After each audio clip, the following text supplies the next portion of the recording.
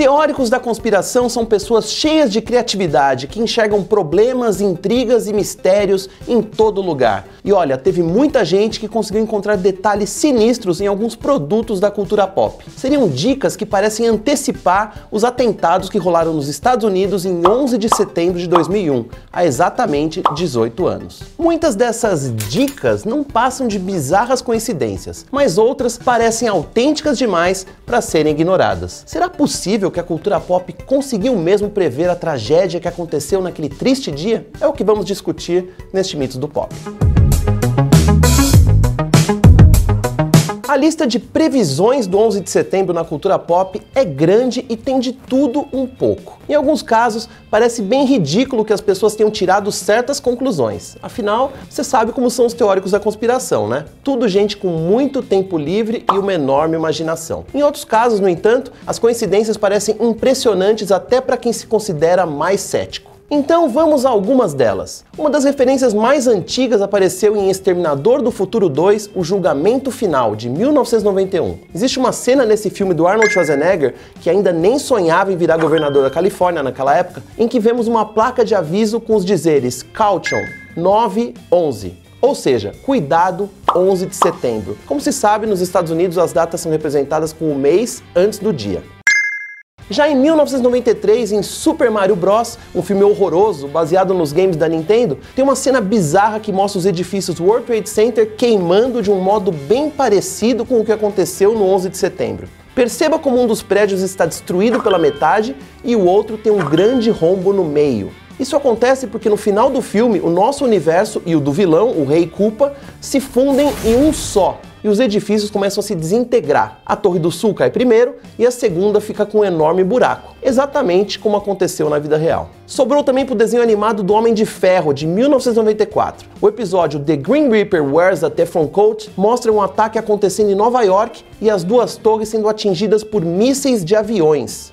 Para piorar, até mesmo o Pentágono é atacado. E é claro que a gente tem que falar de Os Simpsons. Todo mundo sabe que o desenho da família amarela prevê o futuro, certo? E com 11 de setembro não poderia ser diferente. O primeiro episódio da 9ª temporada, que passou em 1997, se chama A Cidade de Nova York versus Homer Simpson e mostra uma cena que acaba mesmo parecendo uma previsão. Em um certo momento, a Lisa segura uma revista que tem o número 9 impresso ao lado de uma foto das Torres Gêmeas, formando um 911. O pessoal que cria os Simpsons normalmente despreza essas coincidências, mas essa, até mesmo eles admitiram, é bem esquisita. E se eles acham, quem somos nós para discordar, né?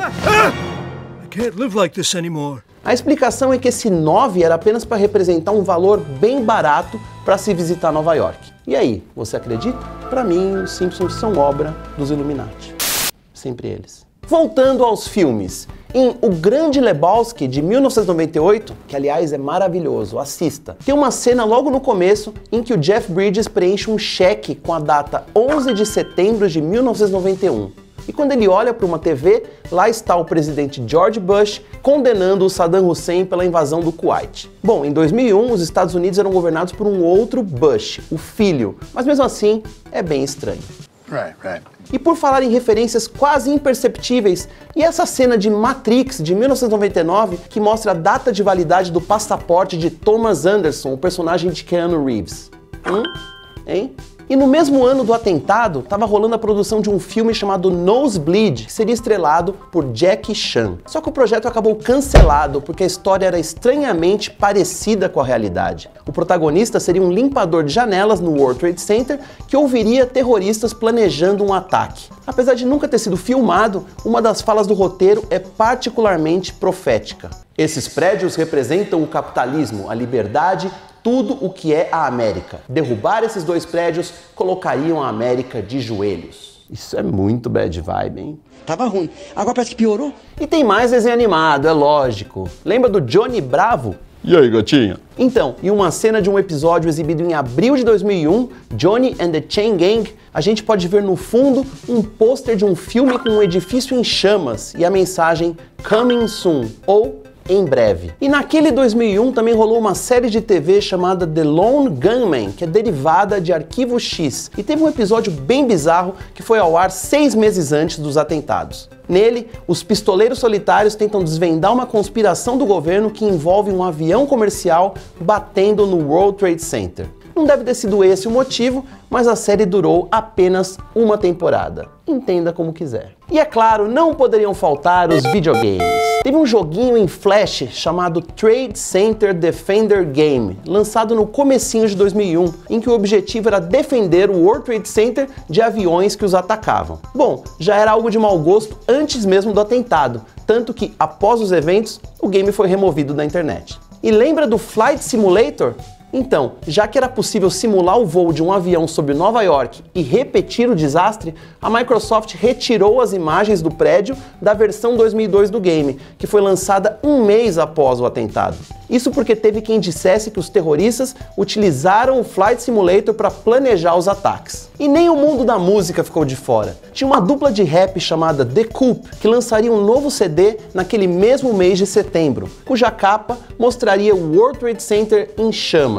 É claro que após os acontecimentos, o lançamento foi adiado para novembro e a imagem foi trocada, porque convenhamos, essa aqui não tinha condições. Mas pior que isso foi o disco ao vivo da banda Dream Theater, gravado em Nova York e lançado exatamente em 11 de setembro de 2001. Bom, além do azar, porque você deve imaginar que o disco não vendeu muito nesse dia, o que dizer da capa, que mostra a Grande Maçã pegando fogo, com direito à Estátua da Liberdade e o World Trade Center? A banda alterou a imagem rapidamente, mas vamos dizer, que timing ruim, hein? Mas nenhuma das teorias é tão boa quanto uma que liga os filmes de Volta para o Futuro com o atentado de 11 de setembro. São muitas conexões e estão todas em um vídeo bem legal que você encontra no YouTube. Mas já aviso, não é para ser levado a sério. Tudo pode ser interpretado por meio de uma tese chamada sincronicidade, criada pelo psiquiatra Carl Jung. Ele diz que o ser humano tem uma tendência irresistível de enxergar ligações entre dois acontecimentos por meio de uma relação de causalidade, mas, na verdade, os fatos são ligados por causa de seus significados. Bom, veja esse vídeo para entender do que eu estou falando. The Pines are the towers. Pines, towers. And the Twin Pines Mall is the Twin Towers Mall, which is why all the clocks here secretly say 9/11 and why there will be a Muslim terrorist attack resulting in the destruction of the Twin Pines, or the Twin Towers. Bom, de todas essas coisas que eu mostrei aqui, por que elas aconteceram? Você pode chamar de coincidência ou de sincronicidade, mas há quem acredite em um fenômeno chamado programação preditiva, que inclusive seria um fator bem comum nas teorias da conspiração. Explicando melhor, programação preditiva seria uma forma de condicionamento psicológico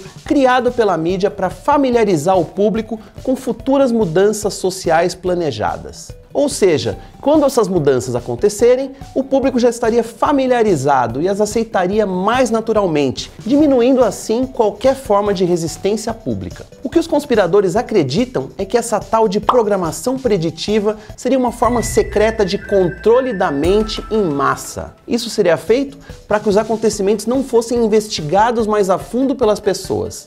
E essa teoria vai ainda mais longe. Tem quem pense que tudo isso é um plano de um grupo de poderosos chamado a Nova Ordem Mundial, que estaria nos preparando para as mudanças da sociedade. Pode ter certeza que tem Illuminati envolvido nessa. O 11 de setembro teve um impacto enorme nos Estados Unidos e no resto do mundo, e é claro que a cultura pop acabou sendo afetada também. Muitos filmes foram adiados ou mesmo cancelados porque abordavam temas muito semelhantes aos que vimos na tragédia. Já séries como 24 Horas tiveram sorte no timing e fizeram sucesso porque saíram no momento em que o tema terrorismo estava na boca do mundo. De qualquer modo, uma coisa é certa: a cultura pop vai continuar a se inspirar e a se espelhar nos fatos da vida real para criar suas histórias. Da nossa parte, a gente só pode torcer para que acontecimentos terríveis como o 11 de setembro permaneçam cada vez mais no passado. E esse foi mais um episódio do Mitos do Pop. Não esqueça de deixar o seu like, compartilhar com seus amigos que gostam de teorias da conspiração e fique ligado para não perder nenhum vídeo do Adoro Cinema. A gente se vê na semana que vem. Tchau!